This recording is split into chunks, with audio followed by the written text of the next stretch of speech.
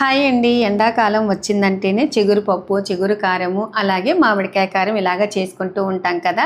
So ఈరోజు చిగురు చట్నీ తయారు చేసుకుందామండి. నేను ఒక 2 గుప్పెళ్ళ చింతాకుకు కొలతలు చెప్తున్నానమాట. 1/2 కప్పు పల్లీలను వేయించి పక్కకు పెట్టేశాను. అలాగే 1/2 కప్పు నువ్వులను వేయించుకొని పక్కకు పెట్టేశాను. ఒట్టిమిరపకాయలు మీకు కారంకి తగ్గట్టుగా వేసేసుకోండి. నేనైతే ఒక 8 ఒట్టిమిరపకాయలు వేశాను. వాటిలో కొంచెం కరివేపాకు, జీలకర్ర వేయించి పక్కకు పెట్టేశాను. ఇంకా ఇప్పుడు బాండీలో ఆయిల్ వేసేసి ఒక పెద్ద ఆనియన్, ఒక వంకాయ వేసి బాగా మగ్గిన తర్వాత 2 గుప్పెళ్ళ చింతాకు వేసేసి మగ్గ పెట్టుకోవాలి. అంతకు లోపల మనం వేయించుకునేటివన్నింటిని ఈ విధంగా మిక్సీ పట్టేసుకోవాలి.